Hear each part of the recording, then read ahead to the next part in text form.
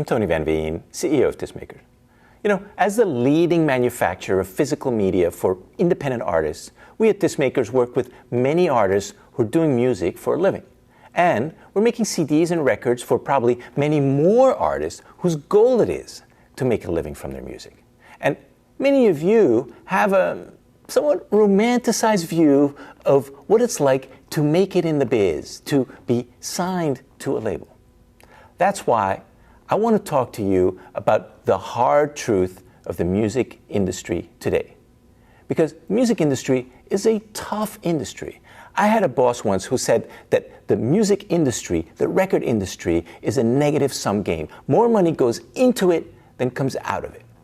Whether that's actually true or not, I don't know, but knowing how hard it is to make money from music, it might very well be the case. So, if you're thinking of jumping into the music industry as a young artist, or if you're an active artist trying to make it in the biz, here is the reality of the music business today. We all know the recorded music industry today is driven by streaming. But as an independent artist, it's impossible to make a living from streaming because the royalties are so low.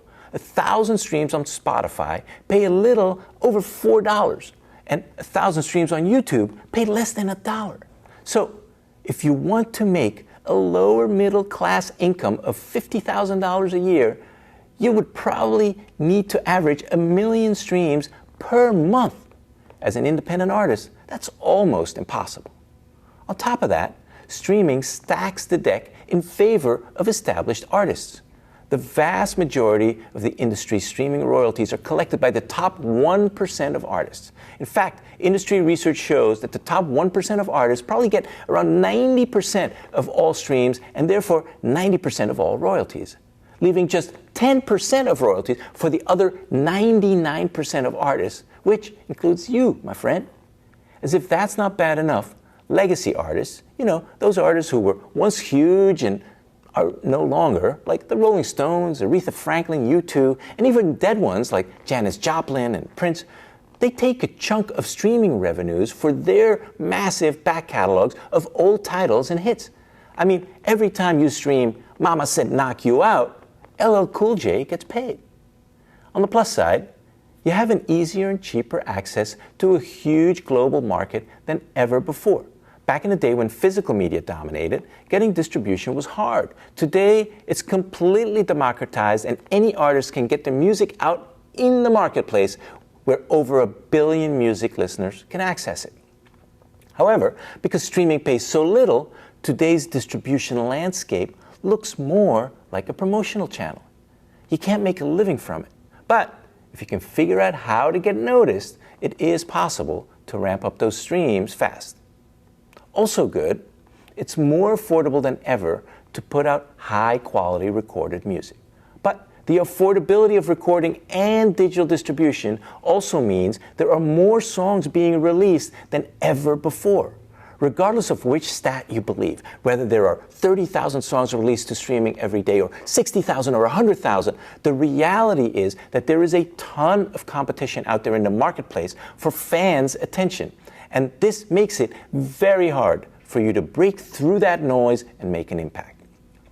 As if that wasn't enough, now you're also starting to compete for attention with factories cranking out songs composed and recorded entirely by AI.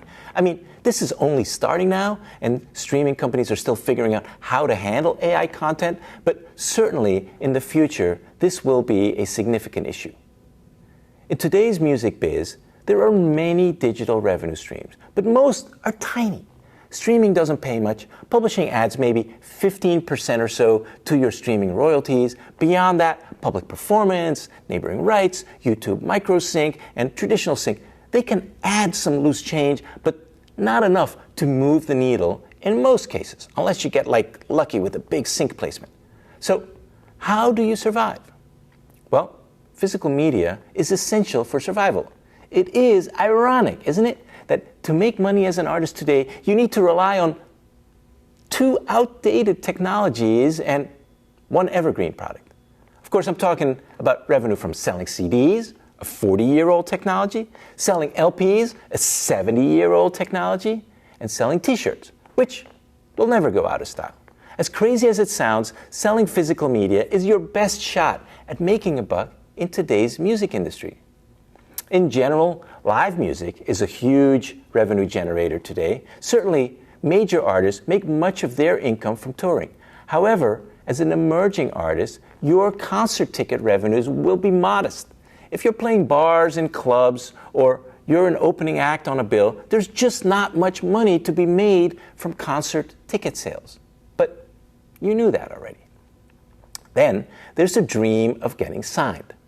Let me tell you, if you're an emerging artist, the majors are not your friend. For starters, majors generally don't sign emerging artists to begin with. In fact, most large labels don't do real artist development any longer. The days of spotting talent young, bringing them under the label umbrella and carefully nurturing them, slowly growing their skills and fan base in the process, those days are long behind us. Today, labels look to artists who are already blowing up or going viral and then hope to cash in quickly. Additionally, labels will take most of your profits, restrict your creative freedom, control your content, and sometimes even hold it hostage. They'll weasel their way into taking a chunk of your concert and merch revenues by forcing a 360-degree deal on you, and they frequently don't even spend as much on marketing and promotion as you were doing as an independent artist. And as if that all isn't enough, the majors are right now arguing that they should get a higher streaming royalty rate and that you should get a lower one. Thanks a lot, Sir Lucian Grange, chairman of Universal Music Group. Here's the reality.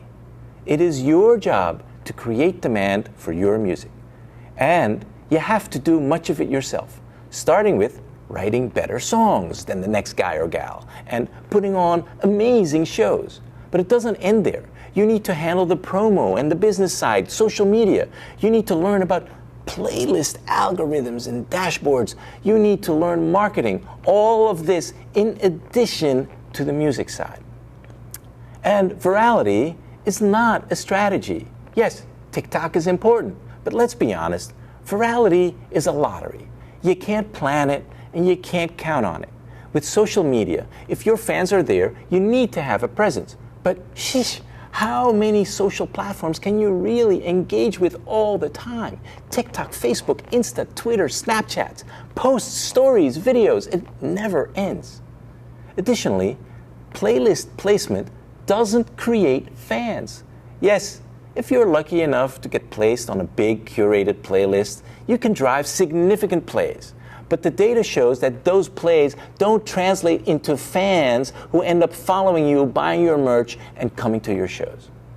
Success in music takes a long time. Building your chops, building your fan base takes years. Progress frequently is slow, frustratingly slow. If you want to be successful, you need to be willing to play the long game and realize that there are sacrifices that you'll need to make in order to make it. And you'll need a plan to survive financially while you are pursuing your musical goals, since streaming alone won't cut it. Sounds pretty daunting, doesn't it? Let me tell you, the record industry is not a game for babies. It is hard to make it here. If it seems like the deck is stacked against you, that's probably because it is. So what should you do? Forget about your goals? Throw in the towel? Well, for what it's worth, artists do exit this industry rat race every single day. But that doesn't mean that you should. If you're interested in pushing forward in music, I'm going to give you my tips for surviving and even thriving in today's music industry. But I'm not going to do that right now, though, because this video is getting too long already. So stay tuned. My next video will offer you my tips for success and longevity in today's music industry.